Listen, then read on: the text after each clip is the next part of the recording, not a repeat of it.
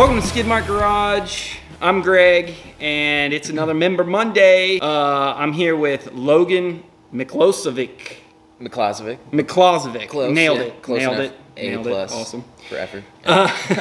So Logan has a GS650 that's pretty sweet. GS650G. The shaft drive model. Oh, okay. Yeah, that's right. We were talking about that. That's sweet. And an MT-07, which is Yamaha, correct? It's a Yamaha MT-07. Oh, yeah. And we'll get to those for sure. Logan and I met in a Skidmark Garage class for Electrical 101 that's put on by Thomas Hayes. Is it Hayes? Haynes? Yeah, I think it's Hayes. Hayes. Yeah. And sorry, yeah, sorry. I felt like a superhero when I left that class. And I was like all ready to redo everything on my bike. Oh, yeah. I've left with a whole lot of confidence. Yeah. Still way over my head, but I knew a lot more than I did, so. Yeah. A+. Yeah. Now it's been a couple months, and I'm like, oh man, now I don't know.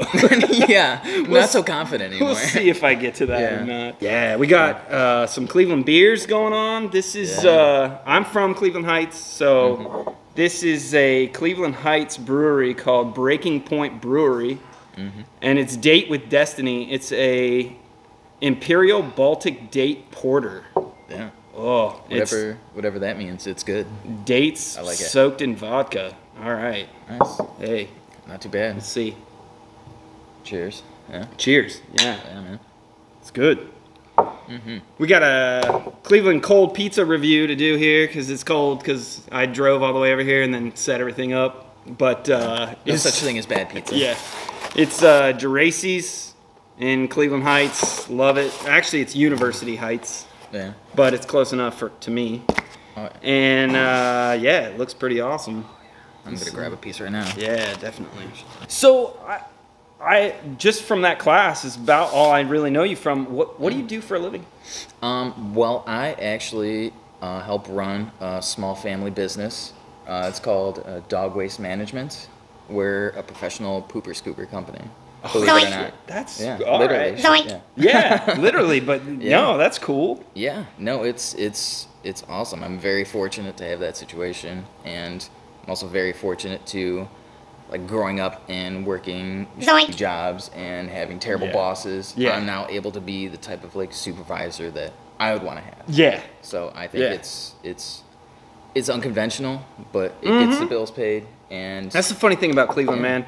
The more people I meet, it's like nobody has just a normal office job. Like everybody has like a cool kind of side gig, which is that's sweet. So married, kids, anything? No, not yet. Okay, I'm happily single, no kids. It's easier to get bikes that way. I can tell you that much for sure. I'm so happy with my bikes. I'm married to my bikes. That's it. There you go. When did you get into bikes? I remember when I was a little kid. I had a little model of a Ducati, like an early or late 90s Ducati. It was like a 919 or a 900 Super Sport. And I loved that thing. And so bikes have always been in the back of my head. And it's been one thing. It's either the girlfriend at the time didn't want me to get the bike, or I couldn't afford it, or my parents were freaking out. And I hit the point like 2 years ago when I found my GS that I was like, you know what? I could keep putting it off forever. I could say no to myself forever. Dude, it's crazy how alike you and I are. I was the same way. I've always I went through phases. Like, I worked with a dude that ran S&J Customs up in Minnesota. Oh, yeah? I ran cable for a year.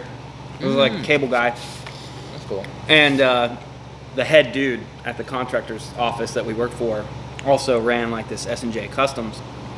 I've always been about lines with bikes. Oh, yeah. Like the Cafe, like your GS, my CB, that straight from headlight, straight back. Yeah. But just a line. little bit of like canter to it. Yeah, and he had that, it was almost like a Cafe Iron Horse, but it was that straight line from headlight all the way right down to the back tire. Super sleek, just really sleek. Down. You know, had the clip-ons down low, and oh yeah, man.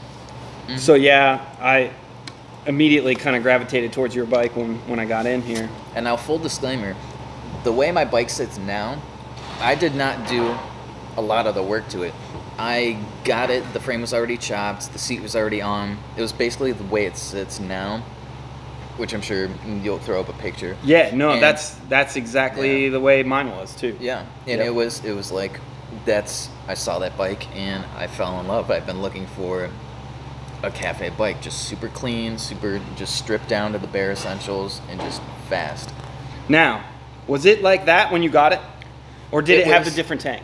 It already had the blue tank. That tank actually, because the previous owner it's on the wall. It's hanging up on the wall. Yeah. When you sent me this picture, I was like, that tank is on the wall here. Yeah. Like I knew it. Yeah, because he when I got in here, and Brian showed me, because it was from a previous member of the garage here, and the tank that's on it now, like right around where it's welded, the seam on the bottom, had some leaking, some seeping, some pinholes, and Brian took the tank down off the wall, and he was like, well, you could try this if you want, and just ride it for a while. Yeah, but we took it down, and like we rattled around, and it's just as filled with rust as the other tank was. Yeah. So hence why he switched out for the original Suzuki tank. Gotcha. So what's on it right now is the original Suzuki tank, just painted? I think so, yeah. Wow. I know the guy had it like professionally painted. It's real nice. Yeah, it's a nice tank. It looks great. I love the stripe. That's sweet. Yeah. Yeah, that is. It's got that kind of like baby blue and brown. Yeah. It is a sexy looking bike. I like it. Yeah, I like the dual disc on the front too. That's the one thing my bike just has a single disc, and I would love to do that conversion at some point, but that's far in the future for me. I remember when I first bought that bike, been talking to the seller for a while. All right, I'm actually doing this. That same weekend, I signed up for the MSF course. Mm-hmm. So it was literally the Sunday I set it up with the seller to where I got out of my class and I bought the bike literally an hour after I got my license from the MSF course, and I passed. Wow. Yeah. So, and it was like, I met him in the parking lot, and I was like, hope I'm ready to ride on the street, because here we go. Here we go. But that first ride was, I don't think that's something I'll ever forget. It was terrifying. It was exciting. It was everything I thought it would be. At the same time. I know I'm such a rule follower. Like I did not have my license. And I was looking at this bike, and I was kind of like, man, I really want this. So I drove to Pittsburgh. I picked the bike up. My buddy went with me. We put it in the truck, got the title swapped, came straight back here to the garage, dropped it off, and then I was just waiting to take my class. Yeah. You know, and that's a way to do it too. Yeah. I mean, if you have the means to get it here, other than riding it. Yeah, why not? Did you always gravitate towards like the cafe look? Like, I mean, growing up and not being a little kid and not knowing anything, you hear the term crotch rocket. Oh, these are super fast. These are like rocket ships that you can ride. I was like, oh my god, I need that. So it's always been like a lot of sport bikes.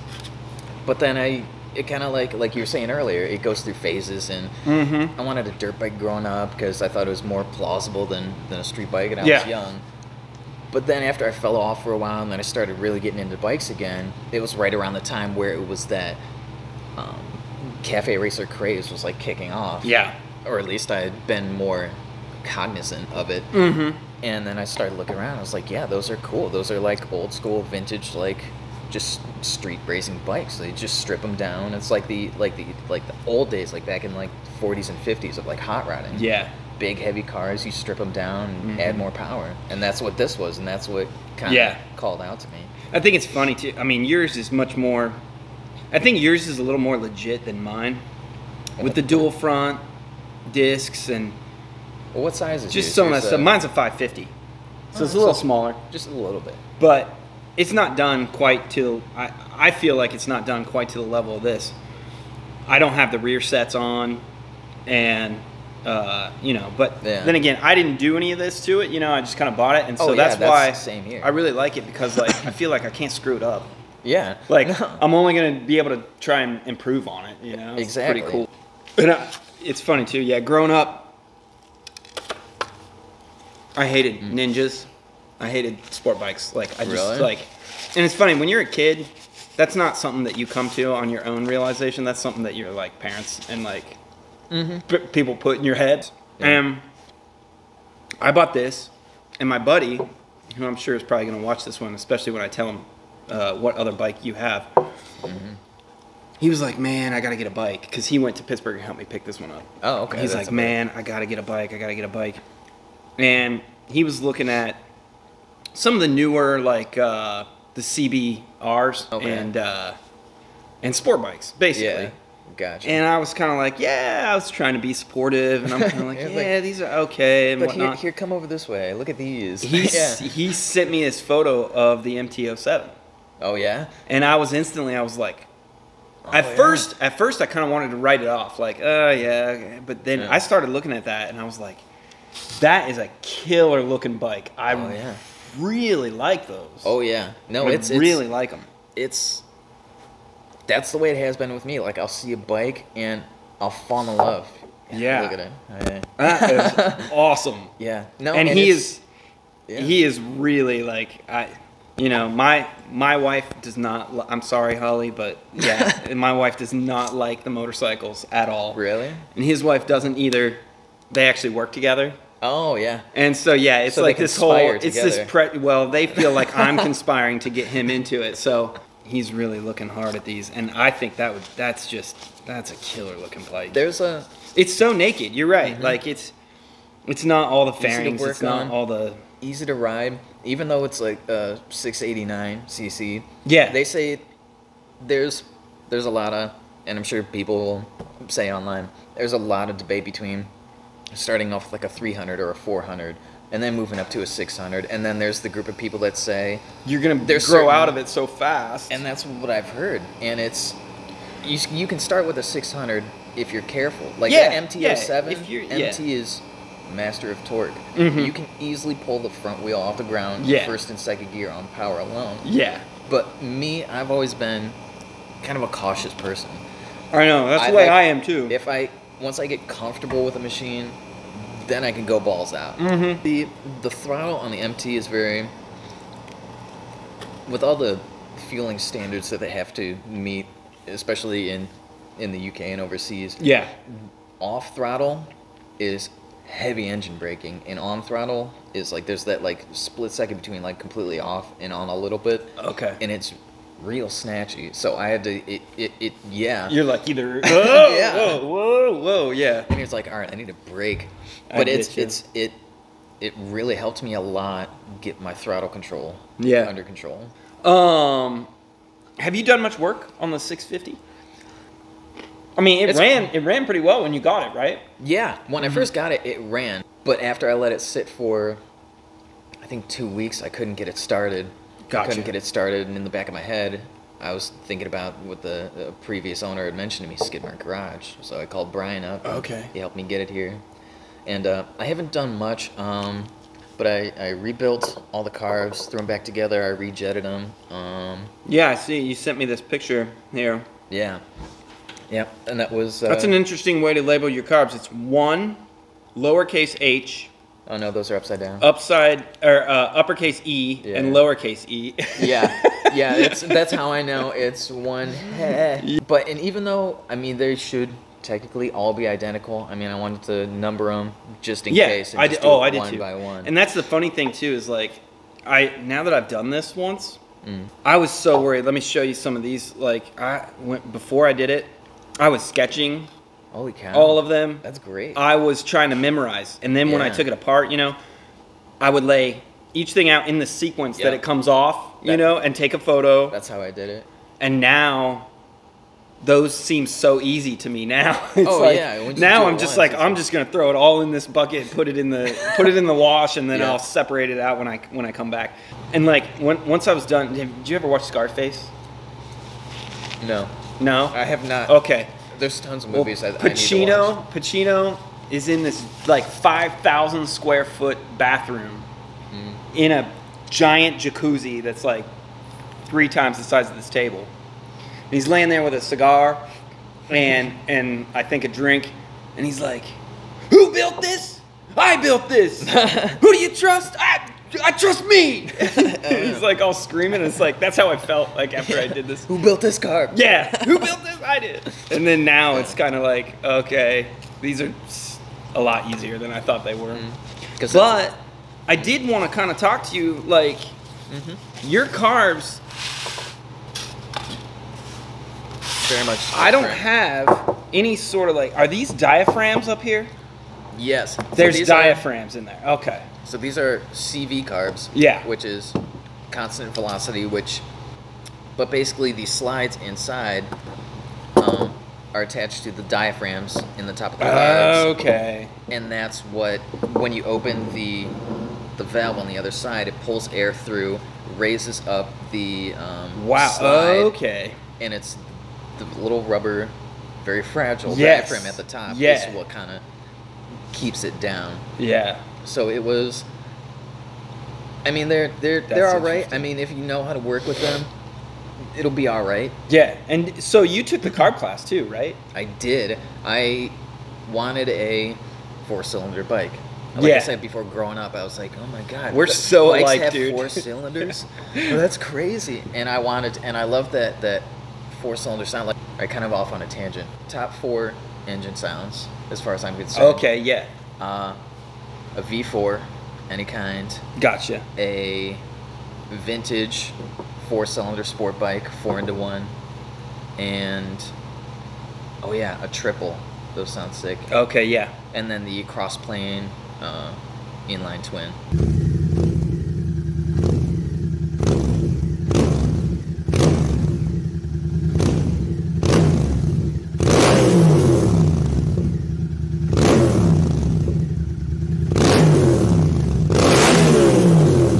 Ding ding ding ding ding ding ding ding ding dum dum bum bam bam bam bum bum bum bum bum bum bum bum bum bam bam bam bam bam bam bam rim ran ran ram ba ba ba ba.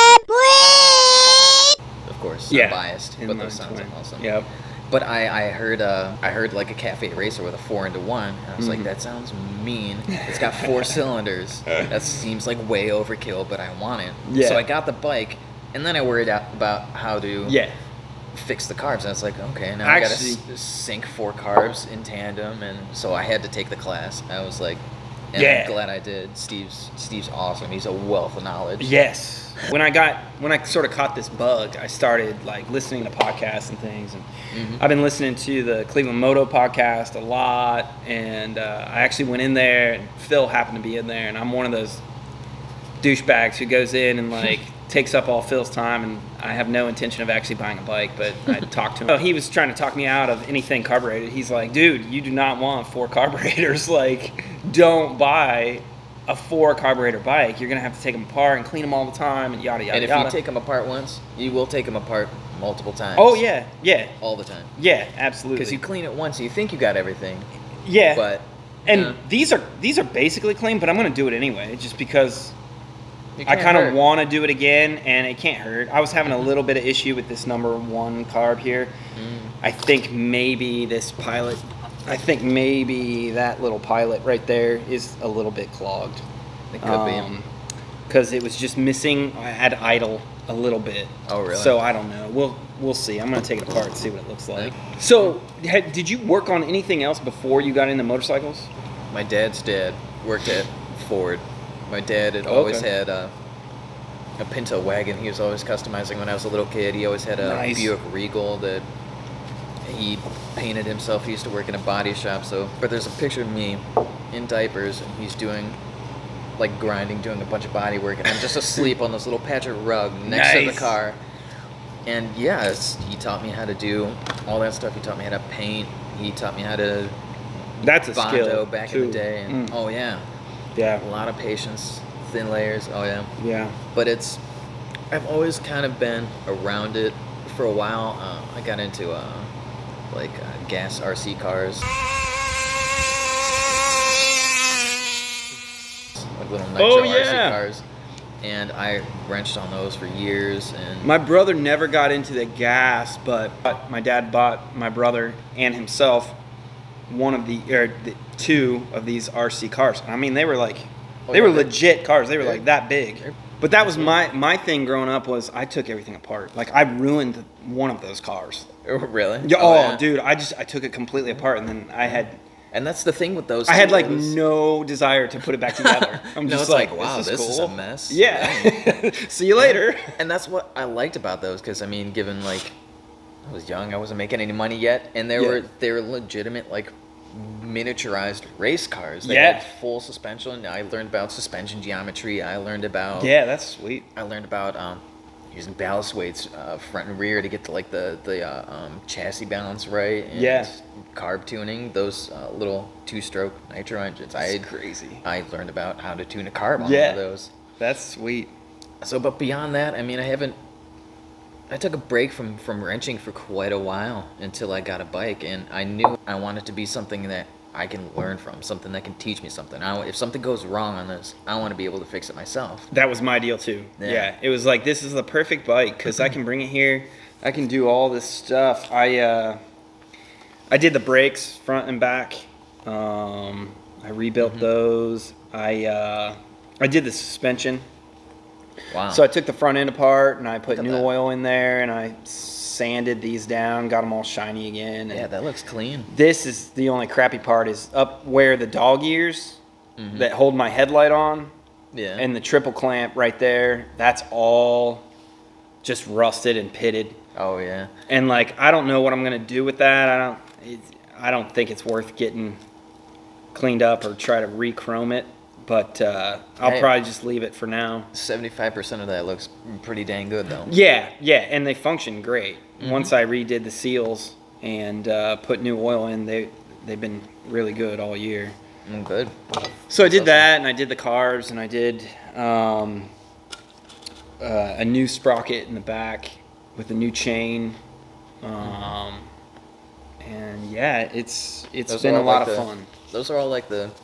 Like, if I had to tell anybody going through what I've gone through now, those are all like the main initial points that like. Yeah, it's like I want to make it as safe as possible, and now I can start cosmetically, swapping out bars, see if I can get some clip-ons, maybe some new controls, and like now it'll be kind of fun stuff. The GS was your first bike. Have you taken it on any long rides? What kind of riding have you done on it? I live, no lie, like 3 minutes from the metro parks, so I can go where I'm located in it. Like, I can go pick a direction and drive for like an hour in either direction. Maybe not an hour, but I'm like smack in the middle. That's awesome. So I mean, I've taken it through metro parks a bunch. I've just kind of like leisurely stuff, just getting comfortable with it and getting a feel for riding on the street and getting used to the bike in general. Yeah, I know Ben Biebenroth. He owns Spice Kitchen and Bar over on the west side, and he owns a farm down in there. Oh yeah. Down in the metro parks down. Oh nice. And dude, those roads are awesome. Oh yeah. That's so. That would be a fun ride for sure. I did the Distinguished Gentleman's Ride, which was really fun. I saw that. It was a really good route. Poor Phil. Like, Phil organizes the whole thing, and it's like, you can't please everybody. Like, somebody's always going to be pissed off about, like, how you choose to do the route. I thought it was great. Yeah. It was a lot of fun. We had some twisty turnies. We had a lot of in-town, and yeah, it was cool. How long is the ride usually? So this year, it was a pretty good hike. Like, I want to say, I go 40 minutes or so to the first stop. Okay, that's pretty decent. And then probably another 40 minutes down to the bar where we ended. And then we kind of hung out there for a while. And then for me to get home, it was just straight up 8. Oh, okay. We went to this bar. Oh, why can't I remember the name of it now? I'm going to leave a section blank right here so that I can pop in the name of the bar. Because like, I'm blanking on it. It's a really cool retro bar. Nice. This dude's kind of like a retro, like rocker, kind of like that's cool style. It looks all streamlined type, like 50s style. 50s metal, and and the stools inside are really cool. And but and so it was a lot of fun. It was cool. Nice. You said you learned about this place just because you bought the bike from a dude that was. Did you come here to look at the bike? No. It was originally he actually worked at a place like literally right up the street from my parents' house, which is the parking lot I went to buy it in. But he just sent me pictures and he sent me videos of it running and starting and stuff. And he said it's a cold start and he touched the engine and it's like, yeah, you see, and it started right up and it was great. I think it's like hey, if you want to learn how to work on this from the ground up, like, here's this place, Skidmark Garage, give it a try. Everybody there is awesome. They know what they're talking about. If you don't know something, ask anybody. Yeah. They'll be able to help you out. Yep. And I was like, all right, yeah, I'll look into it, whatever, man. And I finally did, and it's awesome. This place is it's great. It's blew my expectations out of the water. It is crazy. Yeah. When I got this bug in my head that I wanted this bike, the only motorcycle people that I knew in town was because a guy that lived next door to me was from Chicago. Some people that he knew from Chicago moved here, and they started a shop, and I started talking to them, but they are choppers, like old school rat choppers. Oh yeah. And it was definitely not really my style, and they could tell, off the bat that it really wasn't my style. And they were like, I tell you what, like, you should just look into one of these CBs and just look into Skidmark. Like, you could totally do it yourself. Yeah. And so they kind of put the bug in my head, and I looked into this place, and I was like, man, if I'm ever going to do this, I need to do it while I live close to a place like this. Yeah. It's insane. Sure. And it seems like no matter, like, who I talk to, it's like, seems like it's 20 minutes from everything. I was like, yes. oh, that's 20 minutes away. That's 20 minutes away. Everybody who comes here is like 20 minutes away. Yeah, you couldn't ask for a better location. So when did you get the MT-07? There's always the N+1 equation of owning motorcycles. Yeah. I didn't believe it, and I was like, who need more than one motorcycle? One's enough. What do you? And then I got one motorcycle, and I was like, I need another motorcycle. But I got it in May of this year. Wow, okay. So recently, yeah. Because I got the GS, and I was riding around, it was fine, and I let it sit for a week or two, for whatever reason. Yep. I could not get it started again. And I was like, there's something going on. There's a vacuum leak. There's a carb issue. I don't know. Yeah. And I realized that even though it was pretty reliable, I wanted to ride. Yeah. And I needed to not only learn how to wrench on a motorcycle, I needed to learn how to ride a motorcycle. Yep. And I was fortunate enough to be able to purchase the MT. And from everything that I've heard, it's like, if you're careful, you know what you're doing, you're not going to kill yourself on it. Yeah. It's doable. Yeah. And it's easy to ride. It's a blast. It's a riot. So I got it in May, and I was like, all right, I'll have my hot rod bike, and then I'll have my MT, my reliable daily rider. I can actually put some miles under my belt. Sweet. I can teach myself how to ride properly. Yeah. I mean, that's kind of, I'm way overkill. I'm one of those dudes who, like, I get this thing in my head that I want to do this, and so I research it, and I'm like trying to ask all these people, like, what's the best way to do this? And I'm the same way too. So I first thing I did was I refinished the inside of the tank because it was not great. I'm still putting that on. So I have a pet and garden place really near us over on the east side that does pure gas. So they have pure 90. Oh yeah. So I only put pure 90, and I don't have any ethanol, so it can sit longer, without really gumming up. Right. And I've been really religious. At least this last summer, I was really religious. Twice a week, I would try to go at least 20 miles or so. Yeah. Get it warmed up and get it nice and hot, and then if I could find a day where I could take a nice long ride, I would. But for the most part, I'd just be like, honey, I'm going out, I'll be back in 20. And I would just take it, and I would do my thing, and it was fun. I'd have a little bit of fun on it, and then I'd get it home and just make sure that I was cycling that fuel through and keeping the carbs decent. It ran all summer great doing that. But you're right, it's one of those things that, like, these bikes, if you let them sit, something will start to give you a problem. Rust, and you have to refinish the inside of a tank one time to be like, I don't want to go through that again. Exactly. I don't want to do that. Yeah. Yeah, so do you dress different when you ride the MT as opposed to when you ride the old bike? I wish I hipster could. To like not so yuppie. much. It'd be cool to, because they definitely, that's the thing too, it's bikes are different in that way that cars are. I'm that fashion accessory guy where like yeah, I bought the bike as a fashion accessory. So yeah, and you're seen, you're out in the open, so you got to match the bike on it. Yeah, but I totally get that. But it's the still old school helmet. Yeah, I haven't been riding long enough to acquire that much gear. Well, that's true too. I've got like a cold weather coat. I've got a summer jacket and a helmet. Yeah, some boots. Yeah, exactly. I saw that. Actually, I really like that helmet. That helmet fits the MT like to it perfectly. Yeah, and I wanted something, and it wasn't. What is that helmet? What is it? A Suzuki.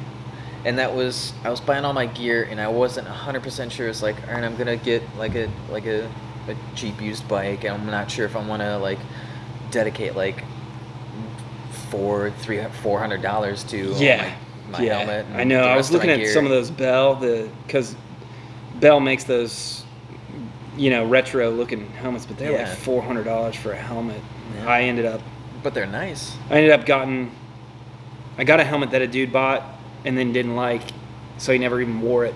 See, that's the way to go. I got it for like 80. No, I think I paid like $100 for it, but it's a retro. Nice. It's a Biltwell. Oh yeah. And it's the full face, and it's retro. It looks like an old '70s helmet. Yeah. But yeah. And that's why I looked at like gear that kind of like just go with anything really. Yeah. Something that'd be comfortable, something that'd be protective. Thank God yet that I haven't had to test it out. I know. But yeah. I hope my wife doesn't. If she watches this, she probably won't watch this far into it.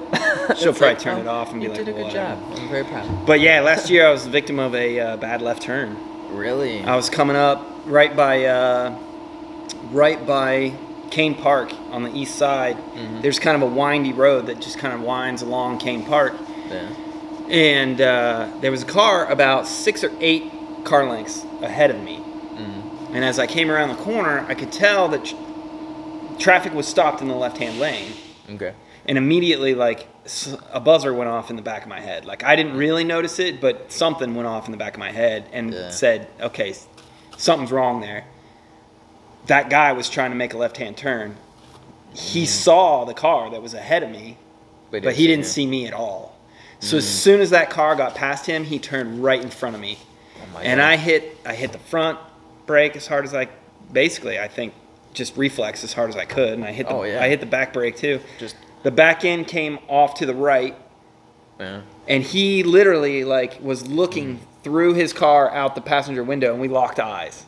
Like, and thankfully, he didn't freak out and hit the brakes. He hit the gas. So he hit the gas and ran out, Kept and going when I let go of the clutch, because my back end kicked out, it shot me left. Yeah. It shot me left a little bit. Oh, really? And I missed the back of his car. But man, like it was like that's one of the situations I'm always so nervous about. It is. It's the number one thing that I watch out for. And something went off in my head because I was already I think I was already off the seat a little bit and like tensed. Yeah. And then he pulled in front of me, and it was one of those things where like I was on my way to Zagara's and I just decided to keep going, and I was just gonna ride to Zagara's, and I should have just stopped because like I was so jacked, dude. It was like just shaking. It's like I was what the hell just happened? So jacked up. Mm-hmm. But yeah, it happens, and that's only I was only doing 35 miles an hour, maybe. Oh, yeah, it doesn't take a lot of speed. It's not a fast road over there, but you could be doing 15, and if they don't see you in that little time, it doesn't take a lot. What's your favorite tool? The one thing I came across is the that I've never seen before, that Brian actually had to show me as I was struggling when I was getting the carbs off. I think it was these these bolts on the connector plate.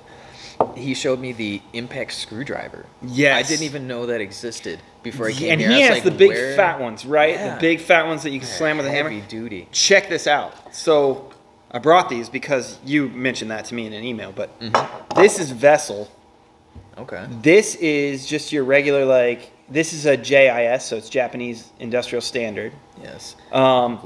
Second favorite tool right there. Yeah, but it's also an impact.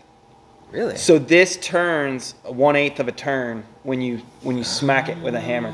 So you can use it just as a regular screwdriver, and it's not big and bulky and heavy. Yeah. It's like a normal screwdriver, but yeah, you whack it and it makes a little 1/8 of an inch turn, or eighth of a. That's perfect. Yeah. Yeah, it's really cool. Because the ones that he showed me here are like just big. And they're big and they're kind of luggy. You can wail on it. Yeah, but I've been using these for about a year and I love them. Wow. They're sweet. Well, thank you for showing me these. These are awesome. I definitely want to get a set Amazon, of those. You can look and you'll get the This is P2. This is P3.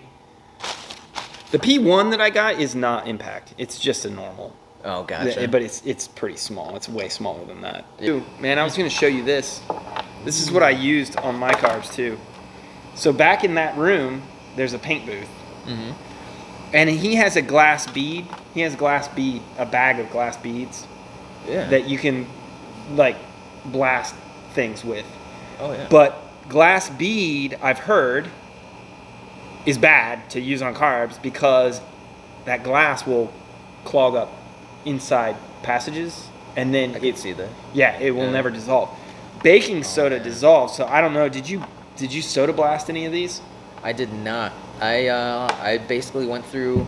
I soaked each one individually in the ultrasonic bath. Gotcha. And then I went through with basically just carb cleaner and compressed air. Yeah. And I did it that way. So this, I went to just the hardware store, right? Mm-hmm. This alone is just an air nozzle, right? It has a metal nozzle that comes out to about here. Mm-hmm. I bought a piece of tube, right? Yeah. And then I bought a little nut.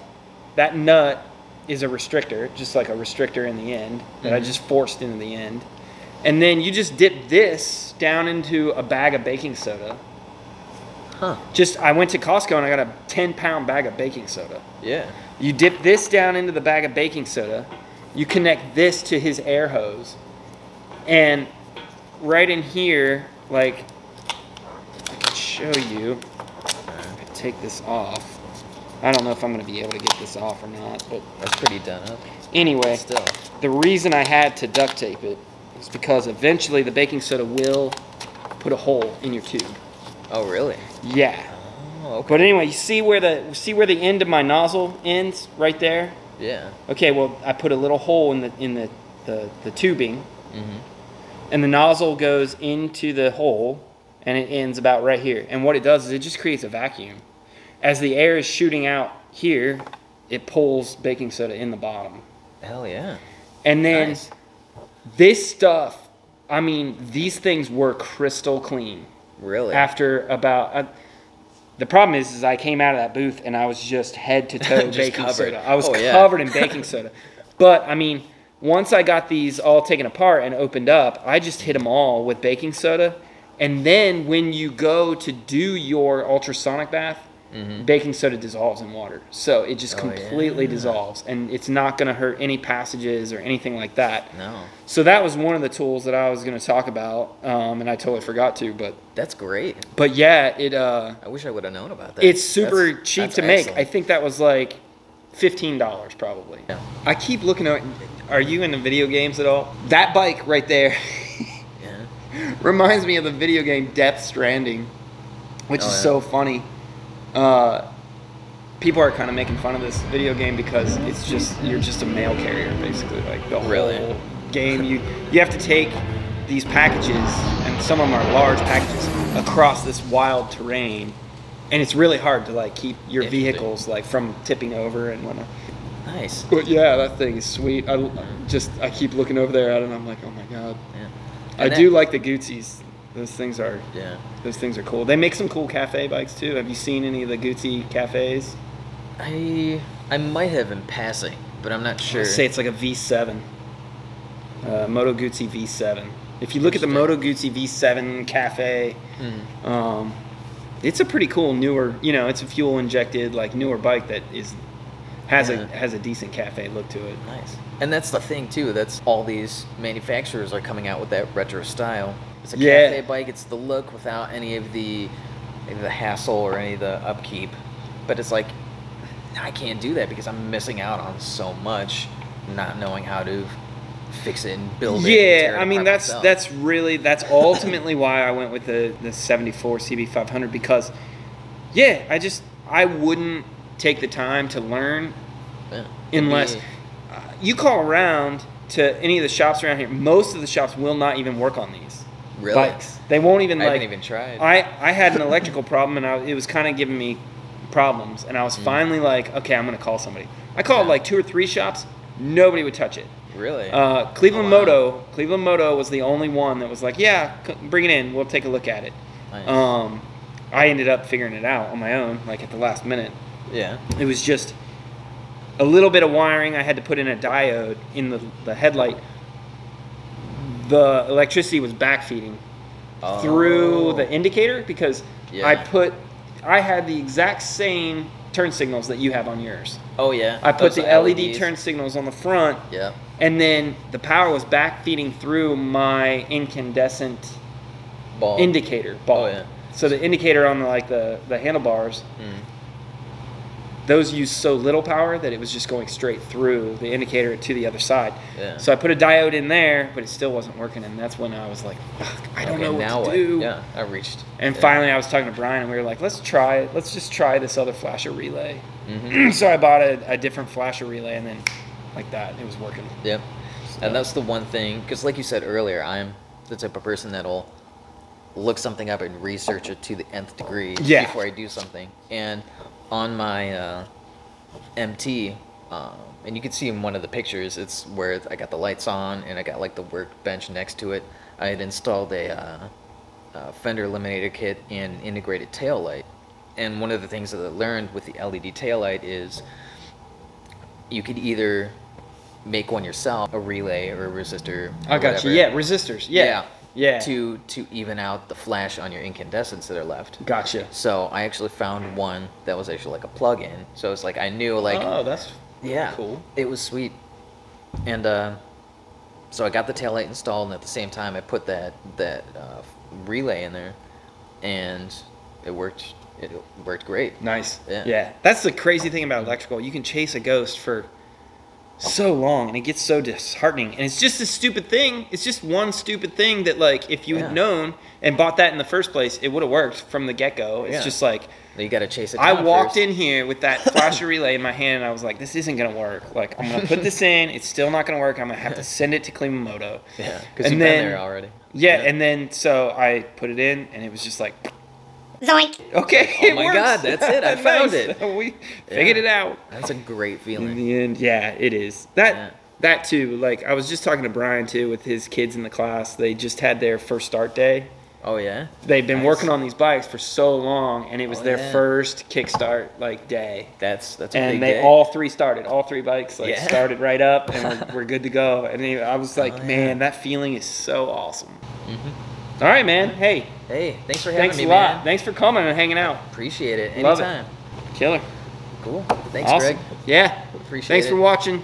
And we got Geraci's Pizza, Cleveland Heights, or University Heights. Yeah. Over by me, and the Cleveland Heights Breaking Point Brewery. Yeah. There you go. Date with Destiny. Date with Destiny. You're right. Delicious. 9.5%. It's for one of those nights where you know you're just gonna have one beer, so you might as well make it count. Just one. Yeah, that's it. Awesome.